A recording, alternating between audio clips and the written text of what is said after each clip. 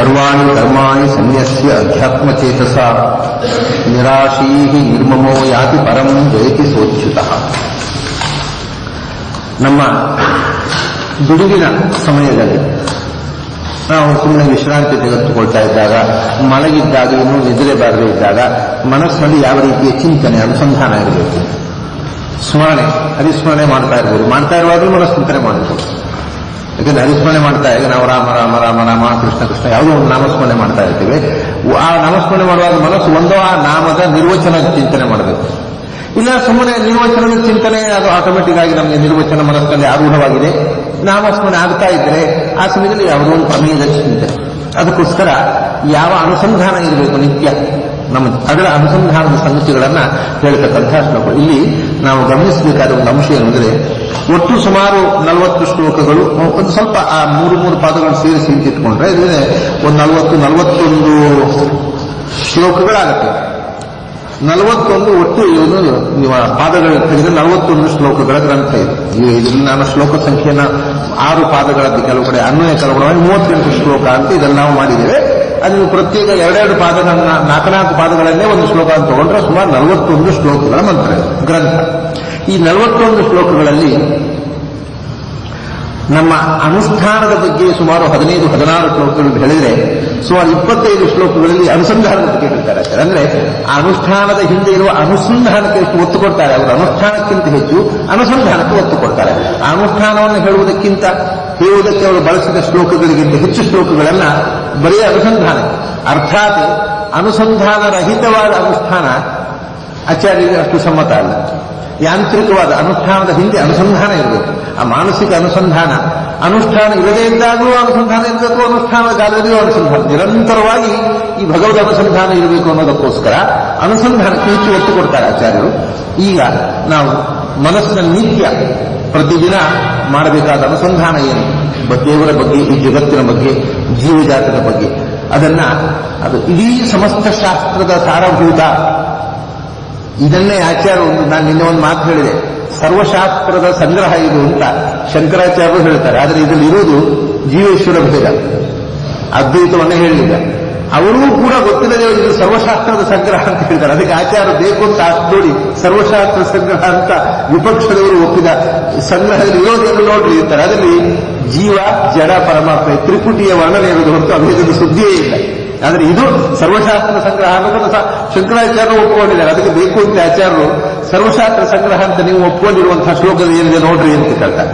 ಅದು ಏನಿದೆ, ದ್ವಾವಿಮೌ ಪುರುಷೌ ಲೋಕೆ ಕ್ಷರಶ್ಚ ಅಕ್ಷರ ಏವಿಚ ಕ್ಷರ ಸರ್ವಾಣಿ ಭೂತಾನಿ ಕೂಟಸ್ಥೋಕ್ಷರ ಉಚ್ಯತೆ ಉತ್ತಮ ಪುರುಷ ಸ್ಪನ್ಯ ಪರಮಾತ್ಮೇತ್ಯುದಾಹೃತಃ ಇದು ಲೋಕತ್ರಯಮಾವಿಷ್ಯ ವಿಭಕ್ತ್ಯವ್ಯಯ ಈಶ್ವರ.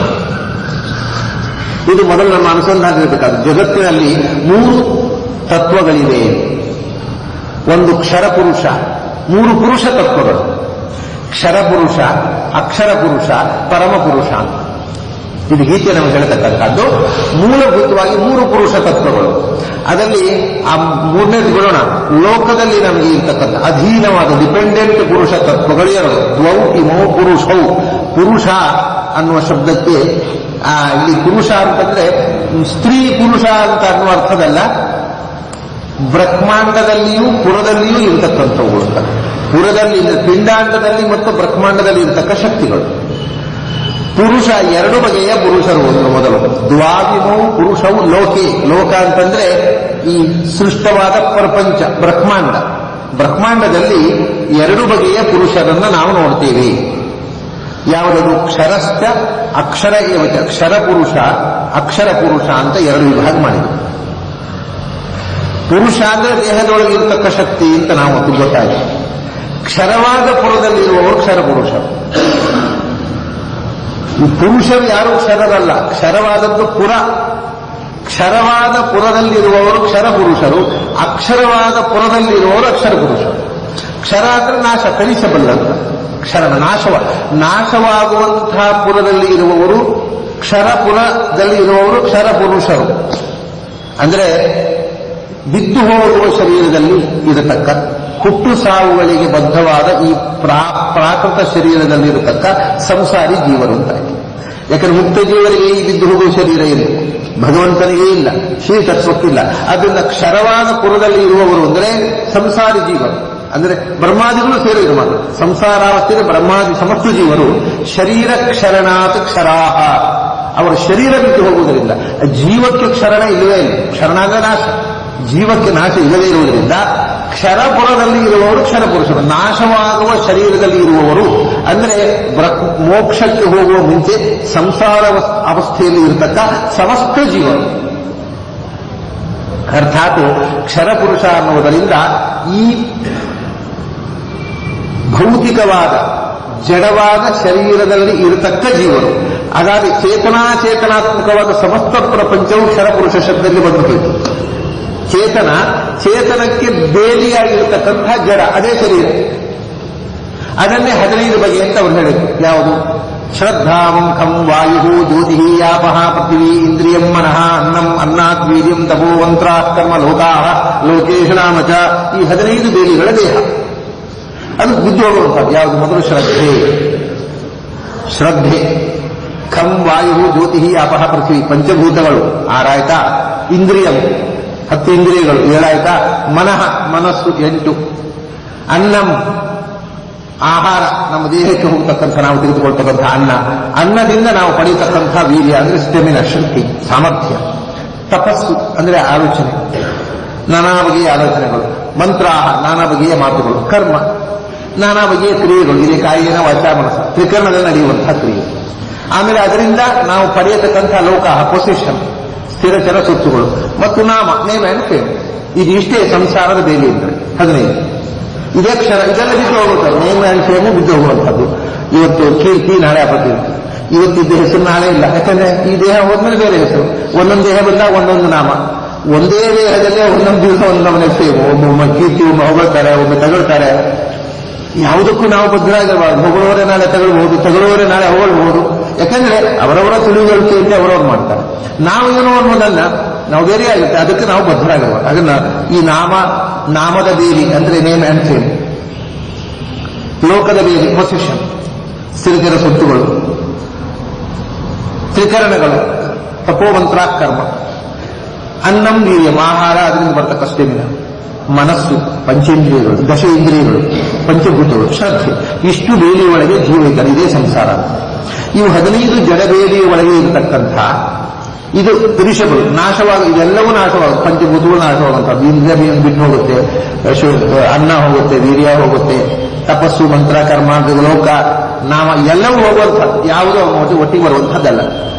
ಲೋಕ ಚಿರಚಿರ ಸೊತ್ತು, ಈ ಜನ್ಮದಲ್ಲಿ ಸಂಪಾದಿಸಿದ್ದು ಈ ದೇಹ ಬಿಟ್ಟು ಹೋದ್ಮೇಲೆ ಅದು ಅವನ ಆಸ್ತಿ ಅಲ್ಲ, ಅವನ ಮಕ್ಕಳ ಆಸ್ತಿ ಆಗ್ತದೆ. ಅವನು ಮತ್ತೆ ನನ್ನ ಆಸ್ತಿ ಇದ್ದು ಇನ್ನೊಂದು ದೇಹದ ಹುಟ್ಟಿ ಬಂದ್ಮೇಲೆ ಜನ್ಮ ನಾನು ಮಾಡಿದ ಆಸ್ತಿಯಪ್ಪ ಅಂದ್ರೆ ಯಾರು ಕೊಳ್ಳಲ್ಲ.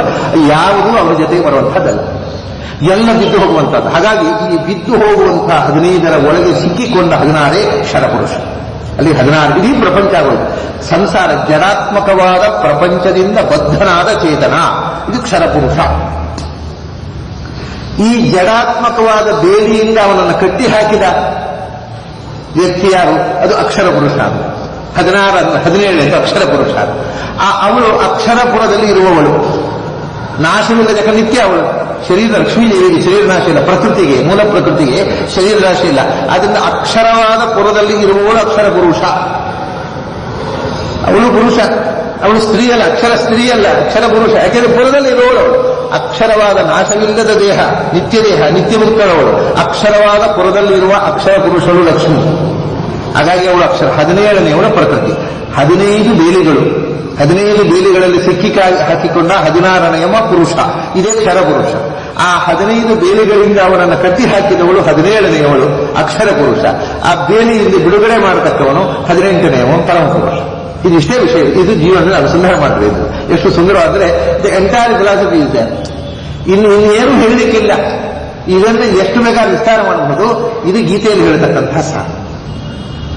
ಆ 15 ಬೇಲಿಗಳು, 15 ಬೇಲಿ ಒಳಗೆ ಸಿಕ್ಕಿ ಹಾಕೊಂಡಂತಹ ಜೀವ. ತಾನು ಏನು? ತಾನು 16 ನೋಡಿ ಚಿಂತನೆ.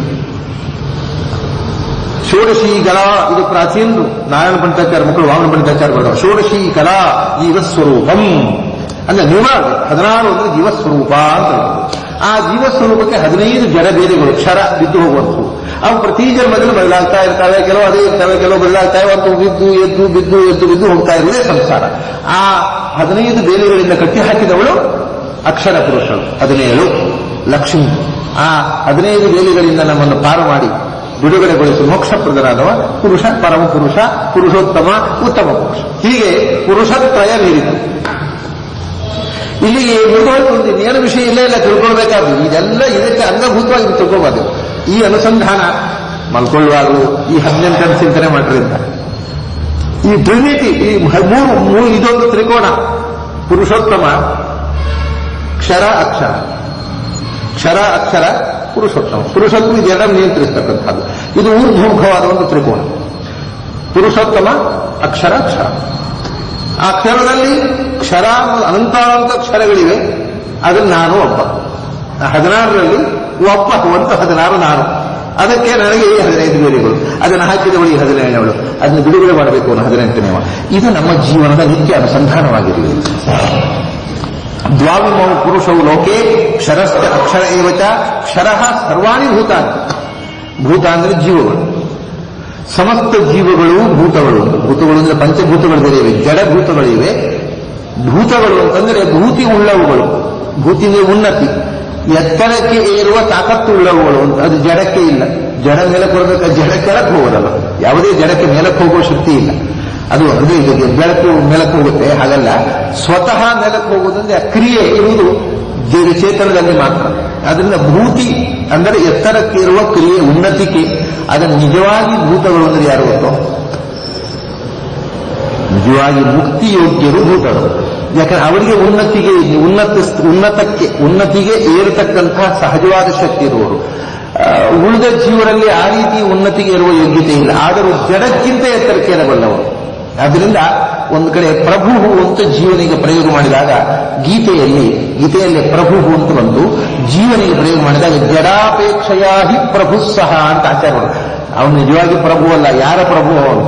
ಆದ್ರೆ ಜಡದಕ್ಕಿಂತ ಅವನು ದೊಡ್ಡವರು. ಅದರಿಂದ ಅವನು ಪ್ರಭು ಅಂತ ಹೇಳಿದ್ರು. ಹಾಗೆ ಇಲ್ಲಿ ಭೂತಿ ಅಂದ್ರೆ ಜಡಕ್ಕಿಂತ ಎತ್ತರಕ್ಕೆ ಇರುವ ಯೋಗ್ಯತೆ ಅಷ್ಟೇ. ವಸ್ತುತಃ ಭೂತಗಳು ಅಂದ್ರೆ ಮುಕ್ತಿಯೋಗ್ಯರು. ಸಾಮಾನ್ಯ ಅರ್ಥದಲ್ಲಿ ಎಲ್ಲ ಜೀವರು. ಅವನು ಮಹಾಭೂತ ಅಂದ್ರೆ ಪರಮಪುರುಷ. ಏಕೋ ವಿಷ್ಣು ಮಹದ್ಭೂತಂ ಪೃಥಗ್ಭೂತ ಅನ್ಯನೇಕಶಃ. ಇವು ಅನಂತಾನಂತ ಭೂತಗಳು. ಅನಂತಾನಂತ ಜೀವಗಳನ್ನು ಭೂತಗಳನ್ನು ನಿಯಂತ್ರಿಸುವ ಒಬ್ಬ ಮಹಾಭೂತ. ಅಸ್ಯ ಮಹತೋ ಭೂತಸ್ಯ ನಿಶ್ವಸಿದ ವೇದದಲ್ಲಿ ಹೇಳ್ತಾರೆ. ಭಗವಂತನನ್ನು ಮಹಾಭೂತ ಅಂತ ಹೇಳ್ತಾರೆ. ಅಂದ್ರೆ ಉನ್ನತಿಯ ಪರಾಕಾಷ್ಠೆ. ಮಹಾಭೂತಿ ಅಂದ್ರೆ ಲಕ್ಷ್ಮಿ, ಮಹಾಭೂತಿ. ಆ ಮಹಾಭೂತಿಗೆ ಪತಿಯಾದವ ಮಹಾಭೂತ. ಅದರಿಂದ ಸರ್ವಶ್ರೇಷ್ಠವಾದ ಉನ್ನತಿಗೆ ಉಳ್ಳವನು ಅವನು ಮಹಾಭೂತ. ಜಡಕ್ಕಿಂತ ಹೆಚ್ಚು ಉನ್ನತಿಗೆ ಇರಬಲ್ಲವರು ಎಲ್ಲ ಜೀವರು ಭೂತರು. ಅದರಲ್ಲಿಯೂ ಮೋಕ್ಷಯೋಗ್ಯರು ಭೂತರು. ಹೀಗೆ ಭೂತಗಳು ಅಂದರೆ ಜೀವಜಾತಗಳು ಅಂತ. ಕ್ಷರಃ ಸರ್ವಾಣಿ ಭೂತಾನಿ. ಸಮಸ್ತ ಜೀವಗಳು ಕೂಡ ಹೀಗೆ ಭೂತ ಶಬ್ದವಾಚ್ಯರು. ಯಾವ ಜೀವಗಳು? ಶರೀರಬದ್ಧರಾದ ಜೀವ, ಸಂಸಾರದಲ್ಲಿರತಕ್ಕಂತಹ ಜೀವರು ಸರ್ವಾಣಿ ಭೂತಾನಿ. ಅಕ್ಷರ ಪುರುಷರು ಅಂದ್ರೆ ಯಾರು?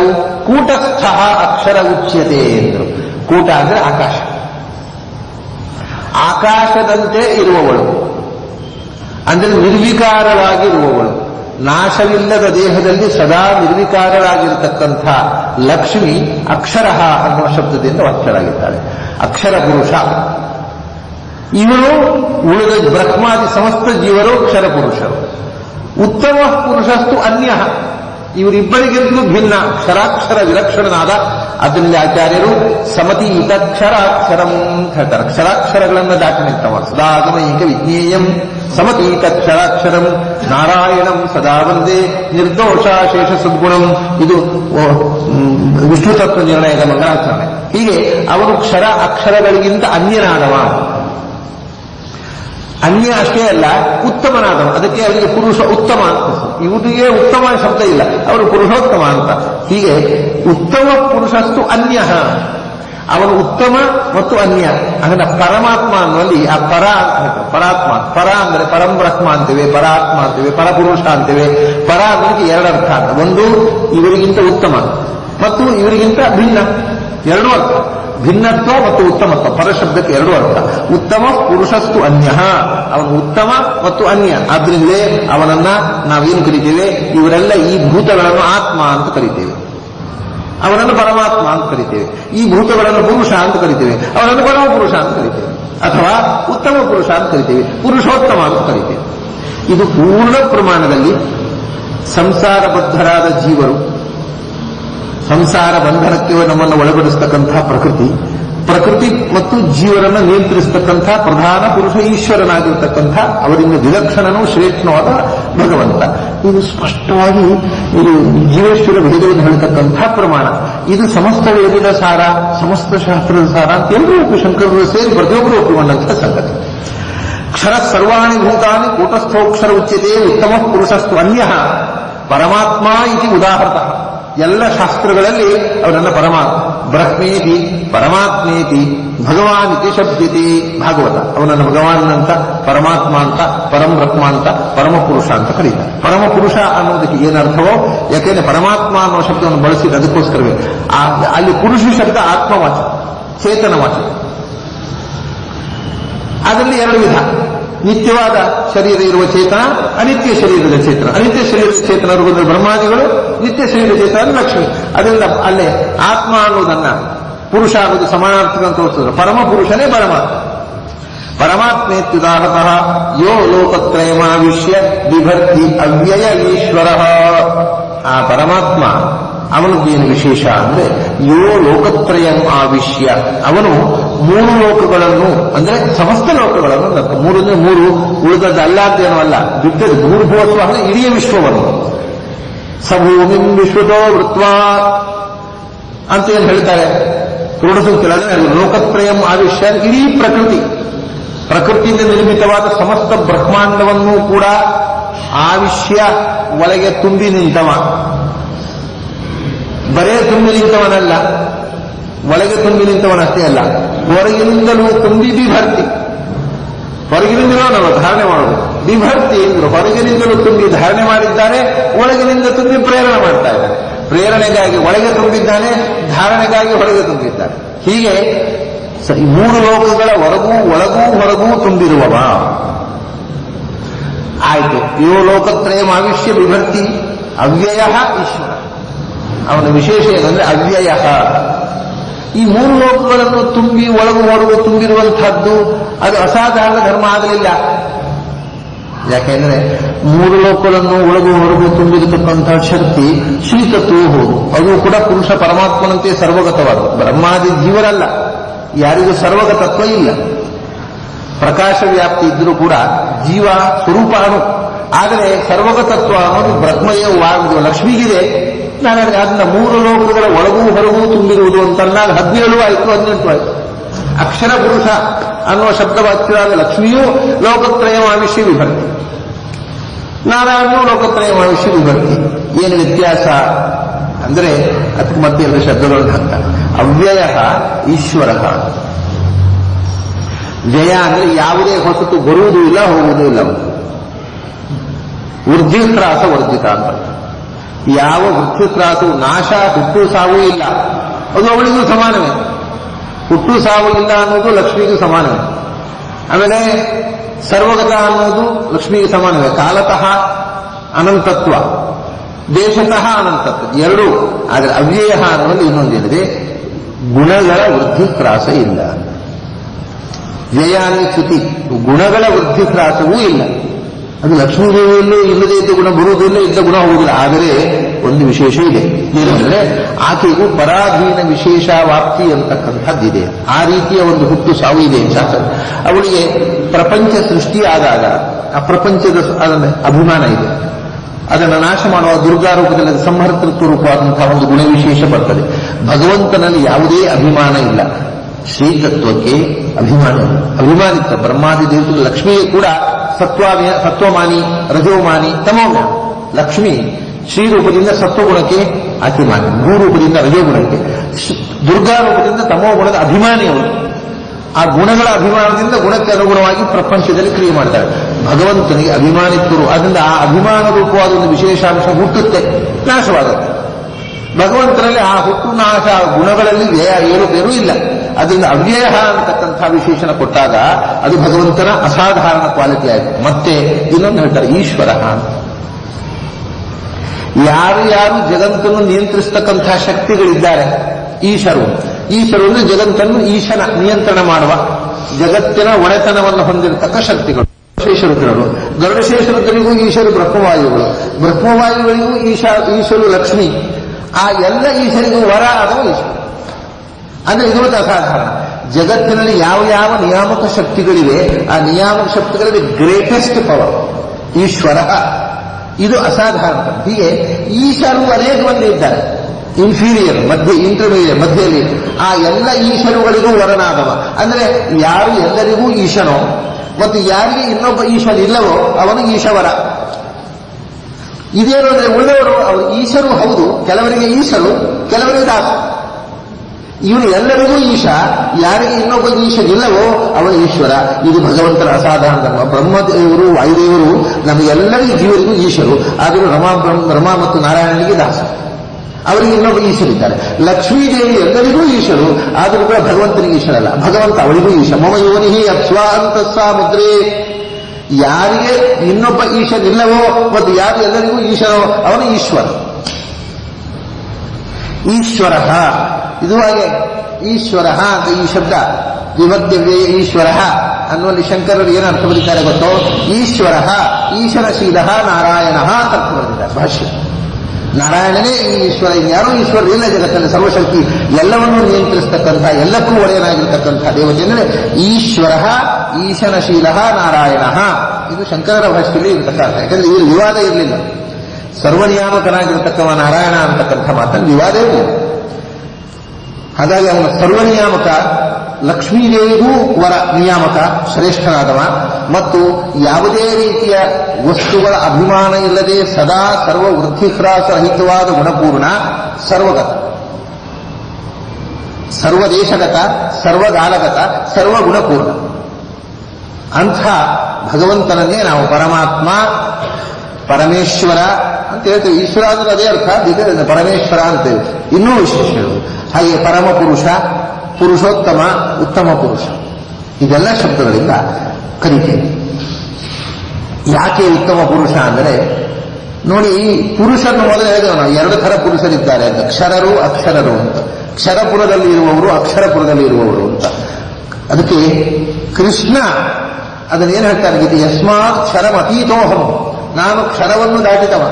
ಅಕ್ಷರಾದಪಿತ ಉತ್ತಮ, ಕ್ಷರಕ್ಕಿಂತಲೂ ಉತ್ತಮ, ಅಕ್ಷರಕ್ಕಿಂತಲೂ ಉತ್ತಮ. ಅಕ್ಷರ ಪುರುಷರಾದಂತಹ ಬ್ರಹ್ಮಾದಿ ಜೀವರಿಗಿಂತಲೂ ನಾನು ಶ್ರೇಷ್ಠ, ಅಕ್ಷರ ಪುರುಷರಾದ ಲಕ್ಷ್ಮಿಗಿಂತಲೂ ನಾನು ಶ್ರೇಷ್ಠ.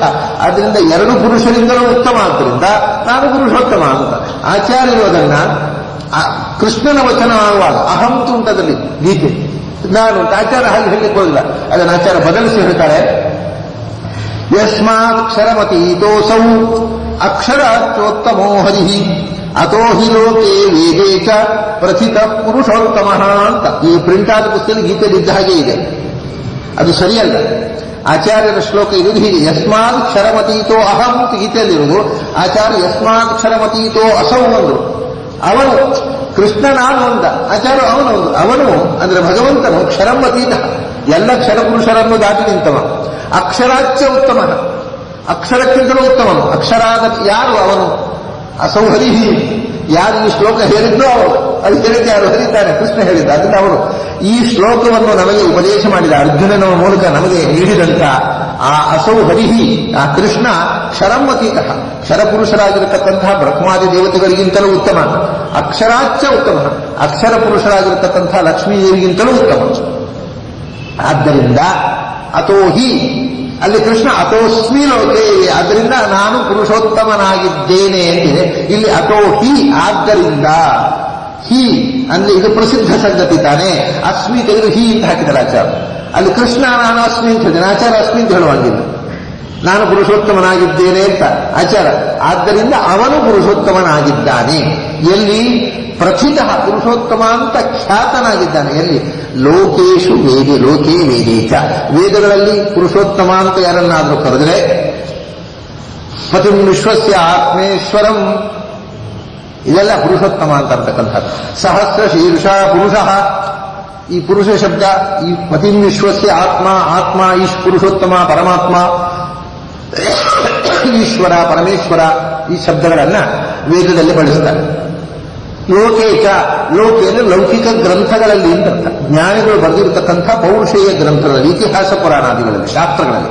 ಲೌಕಿಕ ಅಂದರೆ ಪೌರುಷೇಯ ಶಾಸ್ತ್ರಗಳಲ್ಲೂ ಲೋಕೆ ಪೌರುಷೇಯ ಶಾಸ್ತ್ರೇಶು ವೇದೇ ಅಪೌರುಷೇಯ ಗ್ರಂಥಿ. ಹೀಗೆ ಅಪೌರುಷೇಯವಾದ ಮತ್ತು ಪುರುಷ ನಿರ್ಮಿತವಾದ ಸಮಸ್ತ ಶಾಸ್ತ್ರಗಳಲ್ಲಿ ಪುರುಷೋತ್ತಮ ಅಂತ ಖ್ಯಾತನಾದವನು ನಾನೇ ಅಂತ ಅಲ್ಲಿ ಕೃಷ್ಣ ಹೇಳ್ತಾನೆ. ಪುರುಷೋತ್ತಮನಾಗಿ ಖ್ಯಾತನಾದವನು ಅವನೇ, ಅಸೌ ಹರಿಹಿ, ಅವನೇ ಅಲ್ವೇ ಅಂತ ಹೇಳ್ತಾರೆ ಆಚಾರ್ಯ. ಅಥೋಹಿ ಲೋಕೆ ವೇದೇಶ ಪ್ರಸಿದ್ಧ ಪುರುಷೋತ್ತಮ. ಸರಿ, ಭಗವಂತ ಪುರುಷೋತ್ತಮ ಆಯಿತು, ಅದರಲ್ಲಿ ಏನು ಅದು ಹೇಳ್ತಾರೆ. ಅಲ್ಲಿ ಕೃಷ್ಣ ಯೋ ಮಾಮೇವಂ ಅಸಮ್ಮೂಢೋ ಜಾನಾತಿ ಪುರುಷೋತ್ತಮಂ, ನನ್ನನ್ನು ಪುರುಷೋತ್ತಮ ಅಂತ ನೀನು ಉಪಾಸನೆ ಮಾಡಿದರೆ ಏನಾಗುತ್ತೆ ಅಂತ ಫಲ ಹೇಳ್ತಾರೆ. ಇಲ್ಲಿ ನನ್ನನ್ನು ಹೊಂದಿದೆ ಆ ಶ್ಲೋಕದಲ್ಲಿ ಆಚಾರ್ಯರು. ಮಾಮ್ ಅಂತ ಹೇಳಿದ್ರು, ಯಸ್ತಮೇವಮ ಸಮ್ಮೂಢೋ ಜಾನಾತಿ ಪುರುಷೋತ್ತಮಂ, ಯಾರು ಅವನನ್ನು ಪುರುಷೋತ್ತಮ ಅಂತ ತಿಳಿತಾರೆ. ಮಾಮ್ ತೆಗೆದು ತಮ್ ಅಂತ ಹಾಕಿದ್ರು ಆಚಾರ್ಯ. ನನ್ನನ್ನು ಇರುವುದು ತನ್ನನ್ನು, ಅವನನ್ನು. ಯಸ್ತಮೇವಮ ಸಮ್ಮೂಢೋ, ಈಗ ಪ್ರಿಂಟ್ ಆದಲ್ಲೆಲ್ಲ ಗೀತೆಯ ಶ್ಲೋಕವನ್ನು ಯಥಾವತ ಪ್ರಿಂಟ್ ಮಾಡಿಬಿಟ್ಟಿದ್ದಾರೆ. ಆಚಾರ್ಯರ ಶ್ಲೋಕ ರಚನೆ ಅನುಭೂತಿ ಹೊರಟೋಗ್ಬಿಟ್ಟಿದೆ. ಯಸ್ತಮೇವಮ ಸಮ್ಮೂಢೋ ಜಾನಾತಿ ಪುರುಷೋತ್ತಮಂ, ಯಾರು ಅವನನ್ನು ಪುರುಷೋತ್ತಮ ಅಂತ ತಿಳಿತಾನೋ. ಅಸಮ್ಮೂಢ ಅಂತ ಒಂದು ಮಾತಿದೆ, ಇದು ಬಹಳ ಮುಖ್ಯವಾದ. ಅವನನ್ನು ಪುರುಷೋತ್ತಮ, ಕ್ಷರಪುರುಷರು ಅವನನ್ನು ಪುರುಷೋತ್ತಮ ಅಂತ ತಿಳಿದಿರಬೇಕು. ಕ್ಷರಪುರುಷರು, ಅಕ್ಷರ ಪುರುಷರು. ಈ ಕ್ಷರಪುರುಷರ ಅಕ್ಷರ ಪುರುಷರಿಗಿಂತ ಅತೀತನಾಗಿರತಕ್ಕಂಥ ಇದು ಎರಡನ್ನು ನಿಯಂತ್ರಿಸುವವನಾದ್ದರಿಂದ ಅವನು ಪುರುಷೋತ್ತಮ. ಹೀಗೆ ಯಾರು ತಿಳಿಯುತ್ತಾನೋ, ತಿಳಿಯೋನು ಇನ್ನೊಂದು ಕ್ವಾಲಿಫಿಕೇಶನ್ ಅಸಮ್ಮೂಢನಾಗಿರಬೇಕು ಅಂತ. ಸಮೂಹ ಅಂತಂದ್ರೆ ನಿಜವಾಗಿ ಇದರಲ್ಲಿ ಬಹಳ ಮಹತ್ವದ ಒಂದು ಅಂಶ ಇದೆ. ಎರಡು ವಿಧ. ಸಮೂಹ ಅಂದ್ರೆ ಸಮೂಹ ಅಧರ್ಮ ಕಾಮಿತ ಅಂತ. ಕಾಮ ಕ್ರೋಧೋ ಅಭಿಜಾಯಿತೆ ಕ್ರೋಧ ಭವತಿ ಸಮೂಹ ಅಂತ ಗೀತೆಯಲ್ಲಿ ಹೇಳಿದ್ದಾರೆ. ಅಂದ್ರೆ ಮನುಷ್ಯನಿಗೆ ಇದು ತಿಳುವಳಿಕೆ ಇದೆ ಭಗವಂತ ಸರ್ವೋತ್ತಮ ಅಂತ, ಮಾಡುವುದು ಮಾಡಬಾರದನ್ನೇ. ಹಾಗಾಗಿ ಏನು ಉಪಯೋಗ? ಅದಕ್ಕೆ ಅಸಮ್ಮೂಢ ಅಂತ ಅಂದ್ರೆ ನಮ್ಮ ಕ್ರಿಯೆಯಲ್ಲಿ ಅಧರ್ಮದ ಬಯಕೆ ಇದ್ದರೆ, ಅಧರ್ಮದ ಸ್ಪರ್ಶ ಇದ್ದರೆ ಈ ಅನುಸಂಧಾನ ಮಾಡಿ ಉಪಯೋಗ ಇಲ್ಲ. ಅಸಮ್ಮೂಢ ಅಂದರೆ ಅಧರ್ಮ ಮಾಡುವ ಪ್ರವೃತ್ತಿಯನ್ನೇ ಬಿಟ್ಟವನು ಅಂತ ಅರ್ಥ. ಸಮೂಹ ಅಂದ್ರೆ ಅಧರ್ಮದ ಬಯಕೆ. ಸಮೂಹ ಉಳ್ಳವನು ಸಮೂಢ ಅಂದ್ರೆ ಮಾಡಬಾರದನ್ನು ಮಾಡುವನು. ಮಾಡಬಾರದನ್ನು ಮಾಡ್ತಾ ಭಗವಂತ ಸರ್ವೋತ್ತಮ ಕ್ಷರಾಕ್ಷರ ಅತೀತ ಅಂತ ಬರೀ ಬಾಯಲ್ಲಿ ಹೇಳಿದ್ರೆ ಏನು ಬೇಕು? ಆದ್ರಿಂದ ಆ ಕ್ರಿಯೆ ಅವನ ಅನುಸಂಧಾನ ಅವನ ಅನುಷ್ಠಾನದಲ್ಲಿ ಬರಬೇಕು. ಅದಕ್ಕೆ ಅಸಮ್ಮೂಢ ಅಂದ್ರೆ ಅಧರ್ಮದ ಪ್ರವೃತ್ತಿ ಇಲ್ಲದವನು. ಪ್ರವೃತ್ತಿಯಲ್ಲಿ ಅಧರ್ಮ, ಮಾತಿನಲ್ಲಿ ಧರ್ಮ ಇದಲ್ಲ. ಅವನ ಪ್ರವೃತ್ತಿಯಲ್ಲೂ ಧರ್ಮ ಇರಬೇಕು, ಮಾತಲ್ಲೂ ಧರ್ಮ ಇರಬೇಕು. ಮಾಡುವುದನ್ನು ಸಮೂಹ ಅಂದ್ರೆ ಅಧರ್ಮದ ಕಾಮನೆ, ಮನಸ್ಸನ್ನೇ ಅಧರ್ಮದ ಬಯಕೆ, ಮಾತಿನಲ್ಲಿ ಧರ್ಮದ ಆವಿಷ್ಕಾರ, ಇದು ಇರಬಾರದು. ಅಸಮ್ಮೂಢ ಅಂದ್ರೆ ಅವನ ಮಾತು ಮತ್ತು ಕೃತಿ ಏಕರೂಪವಾಗಿರಬೇಕು. ಇದು ಒಂದು ಎಚ್ಚರ ಈ ಶಬ್ದದಲ್ಲಿ ಇರತಕ್ಕಂಥದ್ದು. ಆಮೇಲೆ ಇನ್ನೊಂದು ಸಮೂಹ ಅಂತಂದ್ರೆ, ಸಮೂಹ ಅಂದ್ರೆ ಗೊಂದಲ, ಕನ್ಫ್ಯೂಷನ್. ಅದಕ್ಕೆ ಅನೇಕ ಅರ್ಥಗಳಿದೆ. ಕನ್ಫ್ಯೂಷನ್ ಅಂದ ಭಗವಂತ ಸರ್ವೋತ್ತಮ ಅನ್ನೋ ವಿಷಯದಲ್ಲಿ ತಿಳುವಳಿಕೆ ಇದೆ, ಕೇಳಿ ಅದರ ಕನ್ಫ್ಯೂಷನ್ಸು, ಸಂಶಯಗಳು, ಗೊಂದಲಗಳು, ಇವೆಲ್ಲ ಸಮೂಹ, ಮನಸ್ಸಿನ ಸಮೂಹ. ಯಾವುದೋ ಯಾರು ಗೊತ್ತು, ಎಲ್ಲ ಹೇಳ್ತಾರೆ, ನಾವು ಹೇಳುವುದು. ಅಂದ್ರೆ ಕನ್ವಿಕ್ಷನ್ ಇಲ್ಲದೆ ಇರುವುದು. ಕನ್ವಿಕ್ಷನ್ ಇಲ್ಲದೆ ಹೌದೋ ಅಲ್ವೋ ಹೇಳ್ತಾರೆ, ನಾವು ಹೇಳುದು ನಮ್ಗೆ ಅಲ್ವೋ, ಯಾರು ನೋಡಿದ್ದಾರೆ ಸ್ವಾಮಿ ಯಾರಿಗೂ ಗೊತ್ತು ಅಂತ ಹೇಳ್ತಾರೆ ಕೆಲವರು. ಅಂದ್ರೆ ಅದರಲ್ಲಿ ಆ ಕನ್ವಿಕ್ಷನ್ ಇಲ್ಲ, ಭರವಸೆ ಇಲ್ಲ, ಪೂರ್ಣ ನಂಬಿಕೆ ಇಲ್ಲದಿರುವುದು ಅಸಮೂಹ. ಸಮೂಹ ಅಂಥ ಅಪನಂಬಿಕೆಯಿಂದ ಕೂಡಿದ ಅರಿವು, ಅದು ಒಂದು ದೋಷ. ಮತ್ತೊಂದು ಅಧರ್ಮದ ಆಚರಣೆಯಿಂದ ಕೂಡಿರುವ ಧರ್ಮದ ಅರಿವು. ಧರ್ಮದ ಬಗ್ಗೆ ಗೊತ್ತಿದೆ, ಆಚರಣೆ ಅಂದ ಎರಡು ವಿಧ. ಅದರ ಮಾತು ಮತ್ತು ಕೃತಿ ಪರಸ್ಪರ ಒಂದಕ್ಕೊಂದು ಹೊಂದಿಕೆ ಇಲ್ಲದ ಅರಿವು ಮತ್ತು ದೃಢವಾದ ನಂಬಿಕೆ ಇಲ್ಲದ ಅರಿವು, ಅದು ಎರಡೂ ಇರಬಾರದು. ಅದಕ್ಕೆ ಅಸಮ್ಮೂಢ ಅಂದ್ರೆ ಸಮೂಹ, ಅದರ ಬಗ್ಗೆ ಗೊಂದಲಗಳು, ಕನ್ಫ್ಯೂಷನ್ಸ್, ಡೌಟ್ಸ್ ಇರಬಾರದು. ನಿಶ್ಚಯವಾಗಿರತಕ್ಕಂಥ ಭರವಸೆ ಇರಬೇಕು ಭಗವಂತನ ಬಗ್ಗೆ. ಆಮೇಲೆ ಆ ಭರವಸೆಗೆ ತಕ್ಕಂತೆ ನಡೆ ಇರಬೇಕು. ನಡೆಯಲ್ಲಿ ಅಪ್ರಾಮಾಣಿಕತೆ, ನುಡಿಯಲ್ಲಿ ಮಾತ್ರ ಪ್ರಾಮಾಣಿಕತೆ ಆದರೆ ಅದು ಮತ್ತೆ ಅದೊಂದು ಸಮೂಹ. ಈ ರೀತಿ ಇರತಕ್ಕಂಥ ಕೃಷ್ಣ ಹೇಳ್ತಾನೆ, ಅದನ್ನು ಆಚಾರ್ಯ ಹೇಳ್ತಾರೆ, ಯಸ್ತಂ ಏವಂ ಅಸಮ್ಮೂಢ.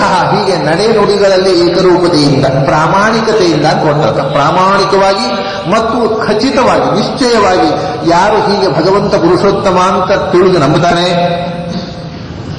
ಅವನು ಏನಾಗ್ತಾನೆ? ಸರ್ವವಿತ್, ಅವನೇ ನಿಜವಾಗಿ ಎಲ್ಲವನ್ನೂ ತಿಳಿದವನು ಅಂತ. ಈ ಉಪನಿಷತ್ನಲ್ಲಿ ಉಂಟು, ಯಸ್ಮಿನ್ ವಿಜ್ಞಾತೆ ಸರ್ವವಿಧಂ ವಿಜ್ಞಾತಂ ಭವತಿ.